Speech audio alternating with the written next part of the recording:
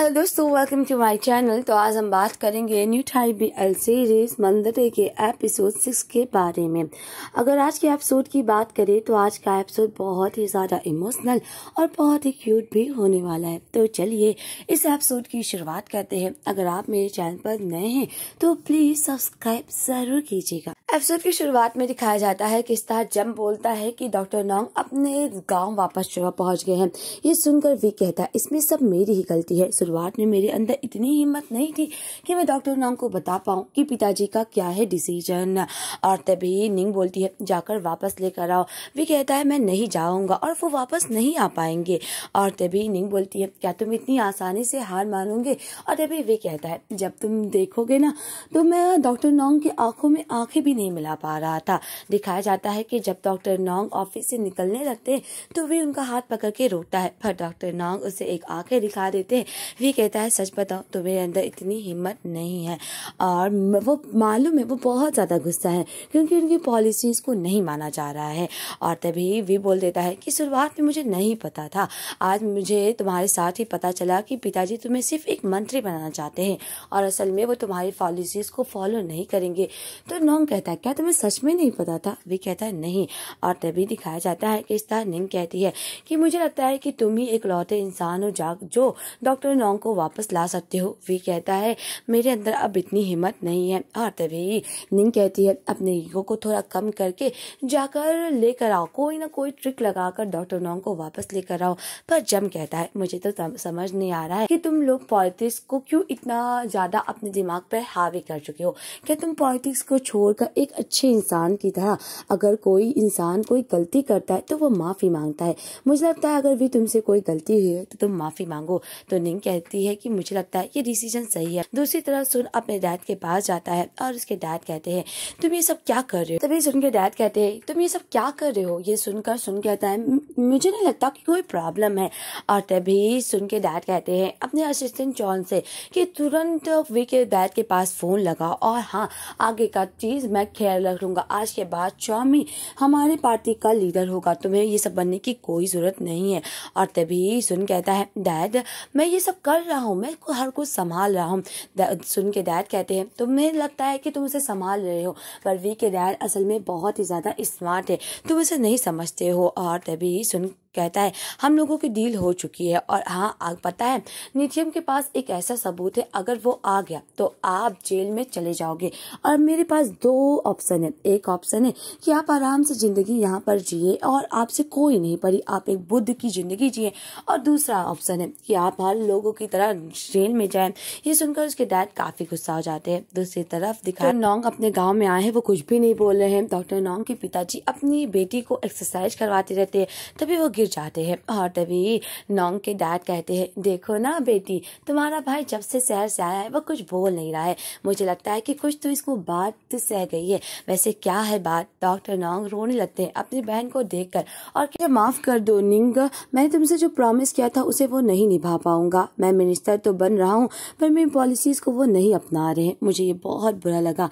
मैंने उन्हें इलेक्शन जिता दिया पर वो मेरा फायदा उठा लिए और मैं अब हार चुका हूँ। ये सुनकर डॉक्टर नोंग के पिताजी उन्हें गले लगा लेते हैं और कहते हैं अगर तुमसे नहीं सहता तो घर आ जाओ, ये सब करने की कोई जरूरत नहीं है। और निंग भी रोने लगती है क्योंकि डॉक्टर नोंग पूरी तरह से टूट चुके हैं और वो पॉलिटिशियन में इसीलिए आए थे कि वो अपनी बहन के लिए एक पॉलिसीज बना पाए। दूसरी तरफ वे डॉक्टर नोंग के घर पे आता है। ये देखकर डॉक्टर नोंग कहते तुम यहाँ पे क्या कर रहे हो। और तभी वी कहता है मैं तुमसे माफी मांगने के लिए आया हूँ, मुझे माफ कर दो डॉक्टर नोंग। सच बताऊं तो मुझे पहले से ही पता था कि पिताजी तुम्हें सिर्फ एक मिनिस्टर बनाना चाहते हैं। और जो उस दिन जब मीटिंग रूम में पॉलिसीज के बारे में बात हो रही थी तो मैं वहां पे था, मैं बहुत लड़ा पर डैड सुन की ही बातों को माने और उसकी पॉलिसी को उन्होंने अपनाया। मेरी बातों को तो उन्हें मना ही कर दिया, मैंने बहुत कहा पर वो मेरी बात नहीं माने, मुझे माफ कर दो। मैंने तुमसे झूठ बोला, सच बताऊं तो मेरे अंदर इतनी हिम्मत ही नहीं थी कि मैं तुमसे माफी मांग सकूं और शुरुआत से तुम्हें बात बताऊं। मुझे माफ कर दो, मेरे पास कई मौके थे तुम्हें बताने के लिए पर मैं उन मौक़ों में नहीं बता पाया, और अगर तुम ना होते तो शायद ये इलेक्शन हम लोग जीत नहीं पाते, और हम लोग इतनी दूर आ गए, तो मुझे नहीं लगता कि तुम्हें इतनी आसानी से हार मानना चाहिए। और तभी डॉक्टर नोंग से भी कहता है, शुक्रिया और मुझे माफ़ कर दो, आई एम सॉरी, पर आज के बाद शायद मैं तुम्हारे साथ नहीं कर पाऊंगा काम, क्योंकि मैं आज से अपने डैड से रिजाइन लेता हूँ, और अगर तुम आओगे पार्टी में तो मेरे दर पर जेस मिलेगा। और जैसे ही डॉक्टर नोंग वी की ये बात सुनते हैं वो काफ़ी उदास हो जाते हैं, और तभी उनकी बहन पहला शब्द बोलती है कि ताकत। डॉक्टर नोंग अपनी बहन की बातों को सुनकर पार्टी में फिर से आने का फैसला करते हैं। वहीं दूसरी तरफ आज पहला दिन रहता है डॉक्टर नोंग के काम का। डॉक्टर नोंग जब गाड़ी में बैठे रहते हैं तो उनका ड्राइवर कहता है, जब आप उतरेंगे तो आप इस पैर को आगे करिएगा, वे ने कहा था आपको बताने के लिए। डॉक्टर नोंग जैसे चाहते हैं काफ़ी सारे रिपोर्टर्स उनसे इंटरव्यू लेने के लिए आ जाते हैं, और तभी बोलते हैं कि आप तो आज मिनिस्टर हो गए। डॉक्टर नोंग कहते हैं, मुझे मिनिस्टर मत कीजिए, मैं वही पुराना डॉक्टर नोंग हूँ। तभी गेल कहती है, मैंने रूमर सुना है कि आप बस एक पापट मिनिस्टर हो, आप एक कठपुतली हो, और आपका फैसला कुछ भी नहीं होगा। डॉक्टर नोंग कहते हैं, आप एक टीम की तरह काम करते हो, ये मेरे हाथ में नहीं है कि मैं किन पॉलिसीज पे काम करूँ या नहीं, मैं एक पार्टी में काम करता हूँ और ये एक टीम है, और हम सब टीम की तरह काम करते हैं, जो टीम फैसला लेगी वही मेरा भी डिसीजन होगा, पर जो मैं कर सकता हूँ वो मैं करूँगा। और सभी लोग पूछते हैं कि आपका पहला दिन कैसा रहेगा। तभी डॉक्टर नोंग कहते हैं, मुझे अच्छा फील हो रहा है, पर मैं यही आशा करूँगा कि मैं अपनी टीम को आगे बढ़ाऊँ और काफ़ी अच्छे काम करूँ, जिसकी वजह से पब्लिक ने मुझे वोट दिया है। दूसरी तरफ डॉक्टर नोंग यिंग यानी कि वी के आंट और अब उसके असिस्टेंट से बात करती है, जो कि वी के डैड के ही पर्सनल लोग हैं। जब डॉक्टर नोंग बात करते हैं कि ये डॉक्टर्स क्या है और ये सरकारी उपलब्धियां कहाँ पे हैं, तो यिंग मना कर देती हैं और कहती हैं कि नहीं पता है, ये इसके बारे में हम लोग पता लगा चुके और तुम्हें ये सब करने की कोई जरूरत नहीं है। तभी डॉक्टर नोंग कहते हैं, मुझे शुरुआत से काम करना है, और एक अगर मैं हेल्थ केयर सेंटर का मिनिस्टर हूँ तो मुझे हर चीज के बारे में पता होना चाहिए कि सरकार किस तरह से सरकारी उपलब्धियों लोगों को उपलब्ध करा रही है। ये देखकर दूसरे डॉक्टर कर्नल कहते हैं कि पता है 12 सेंटर्स हैं सरकारी टेली डॉक्टर का, जिसमें 6 तो वी के डैड के ही हाथों में है और 6 खाली है। ये देखकर डॉक्टर नोंग कहते हैं, 6 से तो मैं कुछ नहीं करूंगा, पर 6 मेरे हिसाब से होंगे और मैं पब्लिक को किस हिसाब से उसे उपलब्ध पहुंचाऊंगा ये मेरे हाथ में होगा। दूसरी तरफ दिखाया जाता है कि डॉक्टर नोंग जब घर पे आ जाते हैं तो वो बियर पीते रहते हैं। ये देखकर वी कहता है, काफी सारे स्ट्रेस में हो तुम, और मुझे लगता है कि यिंग के साथ तुम्हारा अच्छा बन रहा होगा। ये सुनकर डॉक्टर नोंग कहते हैं, मेरा यिंग के साथ तो सही चल रहा है, पर डॉक्टर कर्नल के साथ मुझे बहुत गुस्सा आ रहा है, वो बात ही नहीं मानते हैं।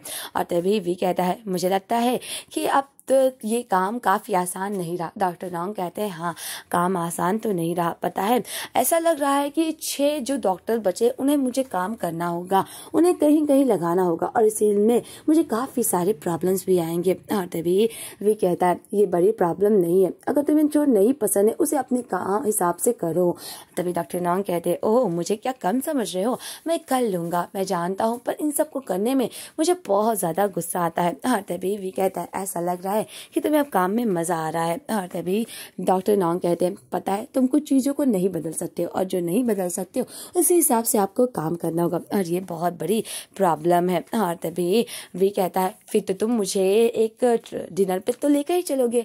तो डॉक्टर नोंग कहते हैं, सच बताओ ये मेरे दिन का सबसे अच्छा दिन होगा, और पता है अगर तुम मेरे साथ डिनर पे जाना चाहते हो तो मुझे सेक्रेटरी से तुम्हें बात करना होगा। तो वी कहता है, पता है तुम मेरे लिए हमेशा फ्री हो गए, चाहे काम होगा या नहीं।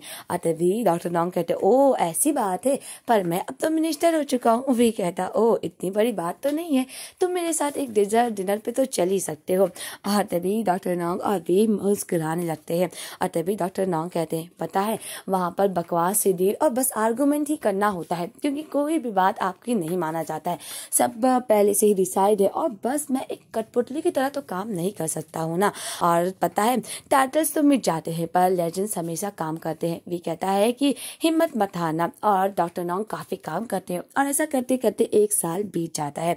और दिखाया जाता है कि डॉक्टर नोंग जिस प्रोजेक्ट पर काम कर रहे थे टेलीपोर्ट डॉक्टर पे, वो 6 टेलीपोर्ट डॉक्टर काफी अच्छा प्रोजेक्ट शामिल होता है, हर जगह उसी की तारीफ होती रहती है। दूसरी तरफ वी और डॉक्टर नोंग आज डिनर पे मिलते हैं और डॉक्टर नॉन्ग मिनिस्टर से बात करते रहते हैं, अपने सेक्रेटरी से बिल्कुल वो मिनिस्टर की तरह एक्ट करते रहते हैं। वी कहता है सच बताऊं, तुम्हें देखकर ऐसा लग रहा है कि तुम अब बिल्कुल मिनिस्टर हो चुके हो। याद है जब पहली बार हम लोग यहाँ पे आए थे तुम किस तरह एक्ट कर रहे थे। और तभी वेटर आ जाता है वाइन निकालने के लिए। वी मना करता है। डॉक्टर नॉन्ग कहते हैं मेरे पास बहुत वक्त है और मैं वाइन पी सकता हूँ। तो वी कहता है कि सच बताऊं तो हम तुम्हें एक काम करते हुए अब 1 साल हो गया, देखो ना ये वक्त कितनी जल्दी बदल गया। और तभी डॉक्टर नॉन्ग कहते हैं पता है ये एक स्पेशल ओकेजन है और मुझे लगता है कि तुम्हें मेरे साथ वाइन पीना चाहिए। तो वी कहता है कौन सा स्पेशल ओकेजन। डॉक्टर नॉन्ग कहते हैं ये स्पेशल ओकेजन है, पता है पूरे हफ्ते में इस दिन का मैं बहुत बेसब्री से वेट करता हूँ। तो वी कहता है ओ ऐसी बात है, पता है जब मैं तुम्हें देखता हूँ मुझे पहले दिन की याद आती है। और तभी डॉक्टर नॉन्ग कहते हैं हाँ नैपकिन को अपने गोद में फैलाओ और ऐसे खाओ। ये देख कर वी कहता है समय देखो कितनी जल्दी से बीत गया। और तभी डॉक्टर नॉन्ग कहते देखो ना अब मेरे अंदर तो कितना फैट हो चुका है। तो वी कहता हाँ तुम बहुत मोटी हो चुकी हो। तो डॉक्टर नॉन्ग कहते ओ मेरी तारीफ करो। और तभी वी कहता ओ ऐसी जोक तो तुम नहीं कर सकते हो। और तभी डॉक्टर नॉन्ग कहते हैं पता है सच बात यह है कि पूरे हफ्तों में मैं इस दिन का बेसब्री से इंतजार करता हूँ। हम दोनों 1 साल से एक साथ एक घर में रहते हैं और पता है उस बीच मेरे में कुछ बदल चुका है। ये सुनकर वी कहता है क्या बदला है, और वो थोड़ा सरप्राइज और शॉक रहता है कि क्या डॉक्टर नॉन्ग कोई सीरियस बात कर रहे हैं।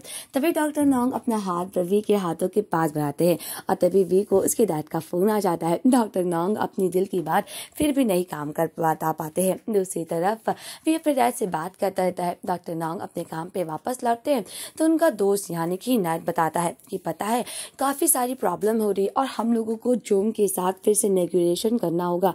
ये सुनकर डॉक्टर नॉन्ग कहते हैं तुम्हें ये बात को उसे समझाना होगा। उसका दोस्त कहता है पता है मुझे नहीं उससे बात करनी है। डॉक्टर नॉन्ग कहते हैं सालों हजारों प्रॉब्लम्स बीत रही हैं और हजारों प्रॉब्लम्स आ रही हैं, अब हम लोगों को उन लोगों से बातचीत करके ही प्रॉब्लम सॉल्व करना होगा। तभी उसका दोस्त नैट कहता है मुझे ये बात समझ नहीं आ रही है, जो डॉक्टर नॉन्ग पहले हुआ करता था वो बिल्कुल अब बदल चुका है। डॉक्टर नॉन्ग कहते हैं मैं नहीं बदला हूँ, पर जो प्रॉब्लम्स है उन्हें हमें इसी तरह काम करना होगा। तुम तो जानते हो कि जिंदगी में कितनी प्रॉब्लम्स है और प्रॉब्लम्स आती जा रही है। मैं नहीं बदला हूँ, मैं बस काम करने का तरीका बदल दिया हूँ और मेरे लिए बस यही इम्पोर्टेंट है कि किसी न किसी तरीके से बस काम हो जाए। और तभी डॉक्टर नॉन्ग कहते हैं मेरा मूड बहुत खराब है, बाद में बात करते हैं।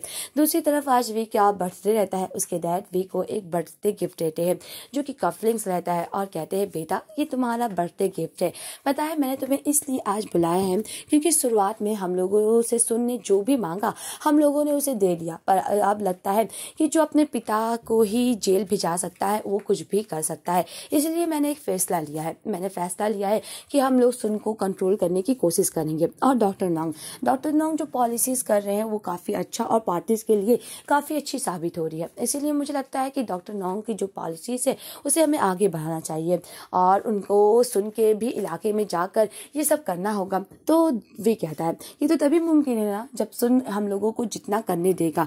और तभी उसके डैड कहते हैं तभी तो मैंने तुम्हें यहाँ पे बुलाया है, इसलिए क्योंकि मैं तुमसे कुछ चाहता हूँ। ये तुम्हारे ऊपर डिसाइड है कि तुम किस तरह सुन को कंट्रोल करो, क्योंकि तुम्हारे हाथ में ही सुन को कंट्रोल करना लिखा होगा। अगर तुम चाहते हो कि वी का काम डॉक्टर नॉन्ग का काम आसान हो तो तुम्हें ये करना होगा। ये बात वी को समझ नहीं आता कि मैं किस तरह सुन को बात मनाऊं। वहीं दूसरी तरफ दिखाया जाता है कि वी जब अपने घर पे लौटता है तो डॉक्टर नॉन्ग और जंप काम करते रहते हैं।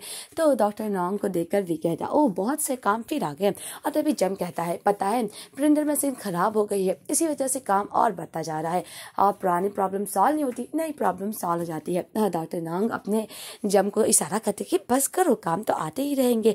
और तभी जंप कहता है पता है बॉस को तो काम करते करते थकते भी नहीं। और तभी डॉक्टर नॉन्ग कहते हैं ज़्यादा बड़ी प्रॉब्लम नहीं है, बस इधर मैटर सॉल्व करो, ये करो। और तभी वी कहता हो ऐसी बात है। और तभी वहाँ पर नींद आ जाती है और कहती है काम करना बंद करो, वैसे वी मैंने सुना है कि तुम्हारे पिताजी ने तुम्हें गिफ्ट दिया है, कहाँ है दिखाओ ना। तभी वी कहता है वो इतना भी बड़ा गिफ्ट नहीं है। और तभी निंग कहती है मैं जानती हूँ तुम्हारे पिताजी एक ऐसे इंसान है जो फ्री में कुछ भी नहीं करते, वैसे बदले में उन्होंने तुमसे क्या मांगा है बताओ ना। और तभी वी चुप हो जाता है। निंग कहता है ओ मैं तो मजाक कर रही थी, तुम्हें इतना सीरियस लेने की कोई जरूरत नहीं है। और तभी वी कहता है तुम सही बोल रही हो, मेरे पिताजी ने मुझसे कहा है कि डॉक्टर नॉन्ग की पॉलिसीज को आगे बढ़ाया जाए जिससे डॉक्टर नॉन्ग नॉन्ग का नाम और हो, पर वो चाहते हैं कि सुन के इलाके में हो और इसी वजह से मुझे सुन से बात करनी होगी। और तभी निंग कहती है वैसे सुन को तुम क्या दोगे जिससे वो बात मान जाए। और तभी वी कहता है वैसे मेरी सुन से मुलाकात होगी। ये सुनकर डॉक्टर नॉन्ग बहुत ज़्यादा जेलस फील करते हैं।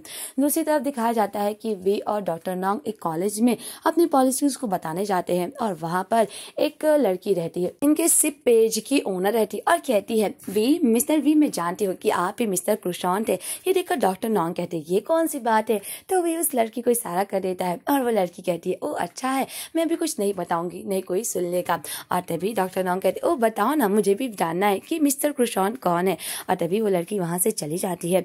और तभी डॉक्टर नॉन्ग वी से कहते हैं क्या तुम मुझे बताओगे नहीं, और अगर नहीं बताओगे तो मैं वी तुम्हें बुलाना बंद कर दूंगा। वी कहता है कोई सुन लेगा। और तभी डॉक्टर नॉन्ग वी को हाथ पकड़कर सीढ़ियों के पास लेकर जाते और कहते क्या तुम मुझे बताओगे। और तभी वी कहता है क्रुशॉन्ट नाम मेरी माँ को बहुत पसंद था और मेरे डैड को बहुत नफरत थी, इसी वजह से मैंने उसे सीक्रेट नाम रखा। और पता है मैं बस उस नाम से एक आईडी बनाया हूँ जिससे मैं उन चीज़ों को फॉलो करता हूँ और मैं बस चाहता हूँ कि हम लोगों का जो सिप है उससे हम लोगों के फैन बने, इसी वजह से मैं चीज़ों को ऐसे करता हूँ। और तभी डॉक्टर नॉन्ग कहते हैं वैसे क्रुशॉन्ट नाम अच्छा है, पर सुनो देखो ना एक कांग्रेस नाम मैन का नाम अगर क्रुशॉन्ट होगा तो ये कितना अजीब लगेगा ना, इसी वजह से लगता है कि ये अजीब हुआ। और तभी डॉक्टर नाम बोलते हैं वैसे सिप क्या रियल है या झूठी है। और तभी वी कहता है मुझे लगता है कि ये तुम्हें ओनर से पूछना चाहिए या हमसे। और तभी डॉक्टर नॉन्ग कहते हैं मैं तो तुम्ही से पूछ रहा हूँ ना कि ये रियल है या झूठ। और तभी वी हंसते लगता है। और तभी डॉक्टर नॉन्ग कहते हैं मैं देख रहा हूँ तुम हंस रहे हो और मैं बस यही जानना चाहता हूँ कि जो तुम हंस रहे हो क्या उसकी वजह वही है जो मैं समझ रहा हूँ। तब भी वी हंसता रहता है और उसका जवाब नहीं देता। डॉक्टर नॉन्ग काफी खुश हो जाते हैं और दूसरी तरफ वी जब जाता रहता है तो डॉक्टर नॉन्ग वी का हाथ पकड़ लेते हैं, जो कि काफी ज्यादा क्यूट सीन रहता है। दूसरी तरफ डॉक्टर नॉन्ग और वी आज ऑफिस में अकेले रहते हैं। ये देखकर वी कहता है ओ हम लोगों को फाइनली अकेले मिलने का वक्त मिल गया है। डॉक्टर नॉन्ग कहते हैं पर यहाँ पर तीसरा काम भी है जो कि तुम्हारे डैड ने मुझ पर इतना काम दिया है, इसी वजह से मुझे बहुत सारा काम करना है, पर अच्छी बात है ना कि हम दोनों साथ में ये काम कर रहे हैं। और तभी वी कहता है चलो मैंने तुम्हारे लिए खाना बनाया है, चलो मैं खाना लेकर आता हूँ। और हम लोग खाना खाने के बाद पेपर वर्क करते हैं। जब वी देखता है कि डॉक्टर नॉन्ग एक दवाई खा रहे हैं, ये देखकर वी शॉक्ड हो जाता है और उसे समझ नहीं आती कि डॉक्टर नॉन्ग क्या दवाई खा रहे हैं। दूसरी तरफ दिखाया जाता है कि इस पॉलिसी की तारीफ रिपोर्टर्स करती है और कहती है कि इससे लोगों को काफी फायदा हो रहा है। और जब यिंग और डॉक्टर नॉन्ग रिपोर्टर से बात करते रहते हैं, अचानक डॉक्टर नॉन्ग को चक्कर आता है और वो रिपोर्टर के सामने ही बेहोश हो जाते हैं।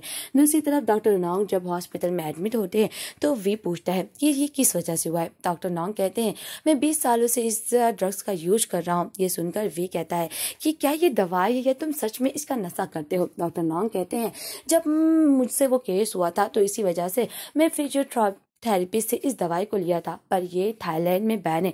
ये सुनकर वी कहता है आज से आज तुम इसी वक्त बंद करो। डॉक्टर नॉन्ग कहते हैं मैं आगे से सावधान रहूंगा। वी कहता है नहीं, तुम्हें पता है ना ओपोजिशन पार्टी हम लोगों के खिलाफ एक एक चीज ढूंढ रही है और अगर पता चल जाएगा कि तुम ड्रग्स लेते हो तो कितनी बड़ी बात हो जाएगी। पता है आज सबके सामने तुम बेहोश हुए हो और ये बात कोई नहीं भुलाएगा। हाँ मैं जानता हूँ कि यिंग ने बातों को संभाल लिया है कि तुम्हारे पर वर्क प्रेशर था इसलिए तुम बेहोश हुए हो, पर आज इसी वक्त तुम्हें ये ड्रग्स को रोकना होगा और इसी वक्त तुम्हें रिहाब सेंटर में भी जाना होगा। दूसरी तरफ दिखाया जाता है कि वे काफी उदास होता है और जब वे निकलता है तो गेल उसकी फोटो खींच लेती है। वैसे गेल इस सब का रिपोर्ट सुन को देती है और सुन कहता है तुम्हारे पास सबूत क्या बहुत ज्यादा है। तो गेल कहती है हाँ मेरे पास पुख्ता सबूत है। दूसरी तरफ दिखाया जाता है कि वी डॉक्टर नॉन्ग को फिर आज मिलने आता है और डॉक्टर नॉन्ग से यही कहता है कि आपको इसी वक्त इस ड्रग्स को रोकना होगा और आपको रिहाब सेंटर जाना होगा।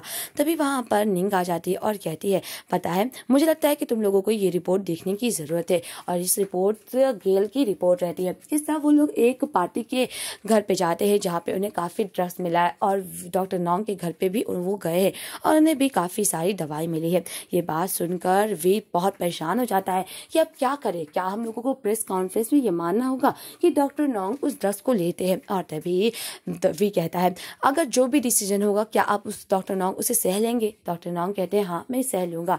वी निंग से कहती है जम को बुलाओ और तभी जम के ऊपर बुलाया जाता है और दिखाया जाता है कि किस तरह डॉक्टर नॉन्ग रिपोर्टर के सामने बताते हैं कि वो दवाई जो मेरे घर में मौजूद थी वो असल में मेरे भतीजे का था। मेरा भतीजा एक ड्रामा से जूझ रहा था और वो बहुत ही ज्यादा डिप्रेस और बहुत ज़्यादा डिप्रेशन से जूझ रहा था, इसीलिए वो ये दवाई का यूज करा था, पर मुझे आज तक इस दवाई के बारे में नहीं पता था।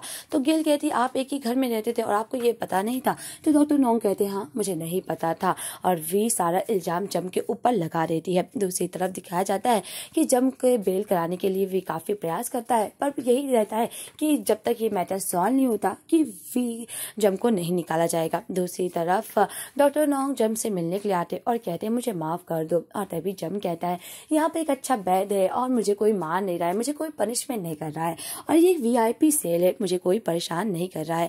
और तभी डॉक्टर नोंग कहते हैं ये सब मेरी वजह से तुम्हारे साथ हो रहा है। दूसरी तरफ दिखाया जाता है कि डॉक्टर नोंग बहुत ज्यादा गिल्ट फील करते हैं, उन्हें लगता है कि मेरे वजह से जम तो बेकसूर था, पर उसे ये सजा झेलना पड़ रहा है। दूसरी तरफ वी आता और कहता है आधी तो गलती मेरी भी है, क्योंकि मैंने जम के ऊपर इल्जाम लगाया है, इसमें तुम्हारी गलती नहीं है, अपने आप को ब्लेम करना बंद करो। और तभी डॉक्टर नोंग कहते हैं कि पता है मेरी ही गलती है, मेरे ऊपर इतना ज्यादा पार्टी प्रेशर था कि मैं उस ड्रग्स को लेना बंद ही नहीं कर रहा था, और मुझे लगता है कि अब मुझे रुक जाना चाहिए, मेरी हालत बहुत बुरी है और मैं अब इसको नहीं सह पाऊंगा। और तभी वी कहता है कि नहीं, इतनी आसानी से तुम हार नहीं मान सकते हो। तभी डॉक्टर नोंग कहते हैं पर मेरी हालत बहुत बुरी हो गई, अगर तुम मेरी असलियत के बारे में जानोगे तो शायद यहाँ से चले जाओगे। और तभी वी कहता है अगर तुम इतनी ही ज्यादा गिल्ट हो तो जाकर रिहाब सेंटर में जाओ ना। तभी डॉक्टर नोंग कहते हैं कि पता है जब मेरे डैड और चीफ टोंग की एक्सीडेंट साथ में हुआ था, तो मैंने चीफ टोंग को इसलिए अप्रोच किया था क्योंकि मैं जानता था कि अगर मैं अपने डैड का ऑपरेशन करूंगा तो शायद मैं एक्सेप्ट नहीं कर पाऊंगा और शायद मेरे ही हाथों से मेरे डैड मारे जाएंगे। इसी वजह से अपने डैड का डिसीजन मैंने नहीं लिया था। ये सुनकर वी कहता है क्या? डॉक्टर नोंग कहते हैं हाँ ये सब मेरी गलती है और शायद मैंने जानबूझकर चीफ टोंग को मारा है क्योंकि मैं सबको सह नहीं पा रहा था। और तभी वी कहता है जो बीत गया तो बीत गया, तुम्हें अपने आप को ब्लेम करने की कोई जरूरत नहीं है। डॉक्टर नोंग वी को गले लगा लेते हैं। दूसरी तरफ दिखाया जाता है कि चीफ टोंग का बेटा यानी कि टॉन अभी भी गिल से रिपोर्ट कर रहा है कि मेरे पास एक ऐसा पुख्ता सबूत है जिसमें साबित होता है कि डॉक्टर नोंग ने मेरे पिता को ही हत्या की है। और ये जब रिपोर्ट वी देता है तो वो काफी परेशान और काफी शॉक्ड हो जाता है कि इस मुसीबत से वो कैसे निकलेगा। डॉक्टर नोंग को बचाने के लिए अब उसे कौन सा तरीका अपनाना होगा। वैसे यहीं पर इस एपिसोड का एंड होता है। आपको ये एपिसोड कैसा लगा प्लीज कमेंट में जरूर बताइएगा। मिलते हैं नेक्स्ट एपिसोड के एक्सप्लेनेशन के साथ। आज के लिए बस इतना ही। Bye bye friends.